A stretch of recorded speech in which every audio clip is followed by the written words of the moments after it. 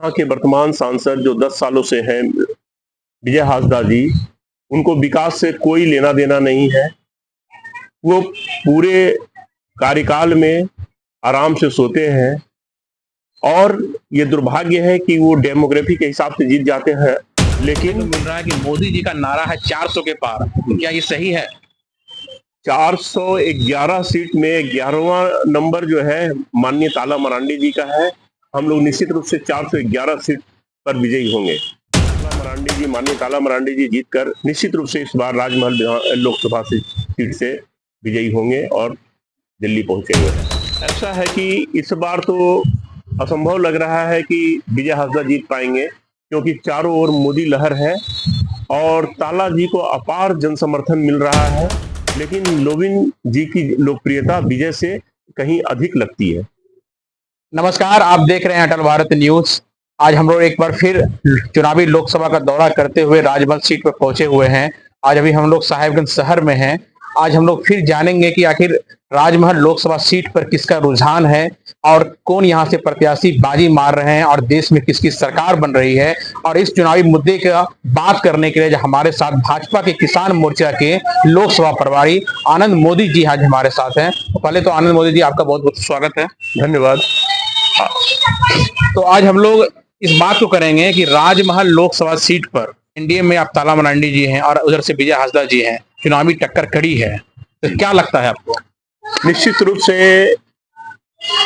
हमारे प्रधानमंत्री माननीय नरेंद्र मोदी जी का परचम लहराएगा और हम उनके नेतृत्व में एक मजबूत सरकार केंद्र में बनाने जा रहे हैं।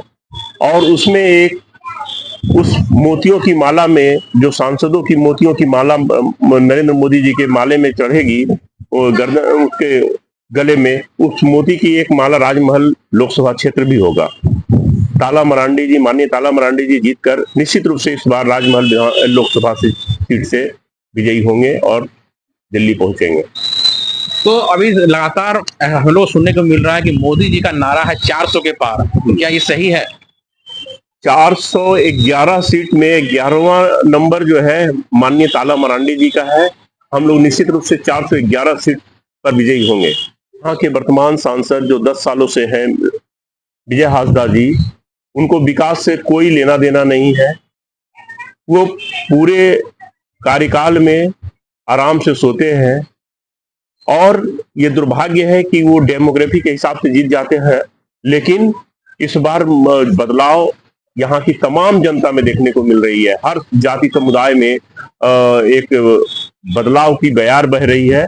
सभी को लग रहा है विकास की जो बात है, उनको विकास से कोई लेना देना नहीं है। जो भी विकास की बातें हैं वो माननीय प्रधानमंत्री नरेंद्र मोदी जी के नेतृत्व में ही विकास यहाँ पर दिख रहा है। तो यहाँ पे ऐसा बार बार लोगों का कहा जा रहा है कि राजमहल सीट से ताला मरांडी जी हैं, जो कि लेकिन इस सीट पर लगातार 9 बार चुनाव अभी तक हुआ है और 7 बार भाजपा को हार सहना पड़ रहा है। ठीक है, तो क्या इस बार भाजपा अगर तीसरी बार भी अगर हारती है तो यहाँ से भाजपा का 3 बार हैट्रिक हो जाएगा हारने का। अब विजय हांसदा अगर 3 बार लगातार जीतते हैं तो उनका हैट्रिक हो जाएगा आपको जीतने का। इस पे क्या है? ऐसा है कि इस बार तो असंभव लग रहा है कि विजय हांसदा जीत पाएंगे, क्योंकि चारों ओर मोदी लहर है और ताला जी को अपार जनसमर्थन मिल रहा है। मैंने सभी 6 विधानसभा का भ्रमण किया है, लोगों से मिला है। चारों ओर ताला जी का समर्थन है और नरेंद्र मोदी की जो विकास की बयार है पूरे संथाल परगना में बह रही है।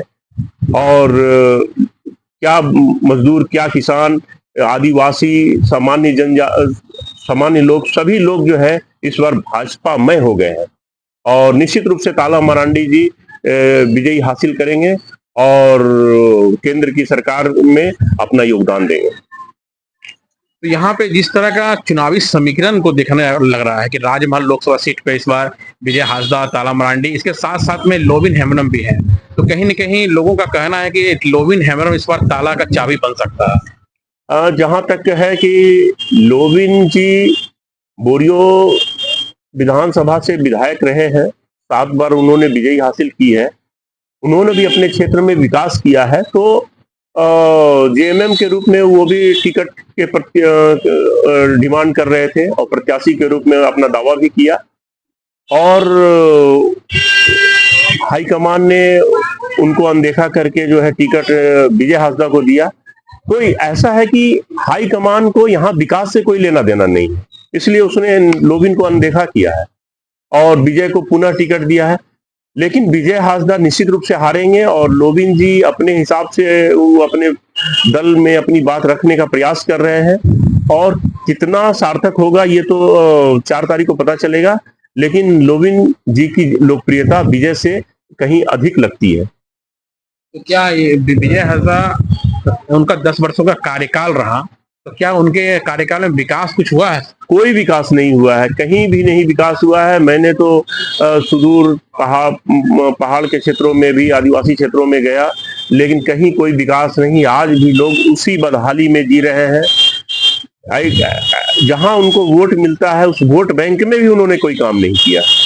आदिवासी क्षेत्रों में तो आज भी लोग उसी तरह जी रहे हैं। उन लोग बहुत नाराज चल रहे हैं उनसे। उनको लग रहा है कि ये जो हमारे सांसद हैं नाकाफी है, इनका परिवर्तन होना चाहिए, इनको दूसरा हमें सांसद चाहिए। तो यहाँ पे इस बार हम लोग चुनावी का लगातार भ्रमण जो कर रहे हैं, तो यहाँ पे जो यहाँ के लोग हैं, यहाँ के जो जनता है, उनका कहना है कि खास महल मुद्दा एक साहेबगंज जिले के लिए और राजमहल लोकसभा क्षेत्र के लिए बहुत ही बड़ा मुद्दा है और उसके लिए कोई भी सरकार या कोई भी जनप्रतिनिधि कदम नहीं उठा रहे हैं। आखिर से क्या कारण? बड़ा दुख की बात है। साहेबगंज जिला जो है, एक तो साहेबगंज जिला में अनसर्वेड लैंड भी है जिसका रजिस्ट्री भी बंद हो गया है और उसका पर्चा भी कटना बंद हो गया। जो रजिस्ट्री जमीन था उसका भी जो है पर्चा कटना बंद हो गया। नतीजतन यहाँ के किसानों को बहुत समस्या हो रही है। वो अपना जमीन बेच भी नहीं सकते हैं। अगर बीमार कोई घर में हो गया तो अगर बेटी का ब्याह करना है तो भी वो अपना जमीन नहीं बेच सकते हैं। दूसरी ओर आपने खास महल का विषय जो उठाया, यह भी एक बहुत ही हास्यास्पद विषय है। पूरा साहिबगंज शहर जो एक रैयती किस्म का ही भूमि है, इस पर दो विधानसभा की कमेटियों ने भी अपना स्पष्ट मंतव्य दिया है कि साहिबगंज की जमीन खास महल की नहीं है। लेकिन बार बार प्रशासन ने इसे खास महल कहकर यहाँ के रैयतों का भयादोहन किया है और जनप्रतिनिधि भी कोई इस पर कार्रवाई नहीं कर पाए। 10 साल से हमारे सांसद विजय हासदा भी इस पर कोई कार्रवाई नहीं कर पाए और वर्तमान जो जेएमएम की सरकार है, जिसमें 4.5 साल का कार्यकाल हेमंत सरकार का था और अभी चंपई सोरेन की सरकार है, इनका भी जो है कोई इस बिंदु पर ध्यान नहीं है, जबकि यहाँ की 1 लाख जनता इससे प्रभावित है। तो क्या इस बार लग रहा है कि राजमहल सीट पर ताला मरांडी जी आएंगे?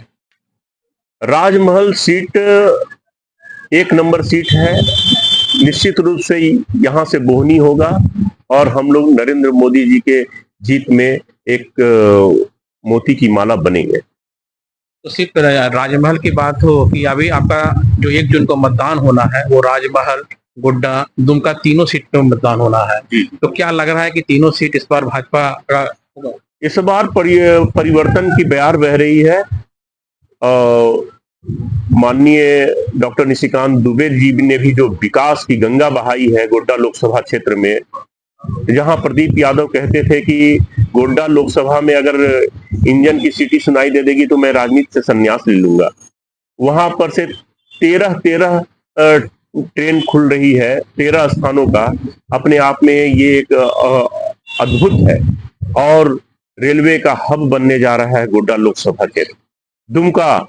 दुमका भी उप राजधानी है और विकास की गंगा में दुमका भी गोते लगा रहा है। निश्चित रूप से भाजपा के नेतृत्व में जिस तरह से झारखंड का गठन हुआ और भाजपा ही इस झारखंड इस राज्य का कल्याण कर सकती है, इसलिए संथाल परगना में परिवर्तन की बयार है।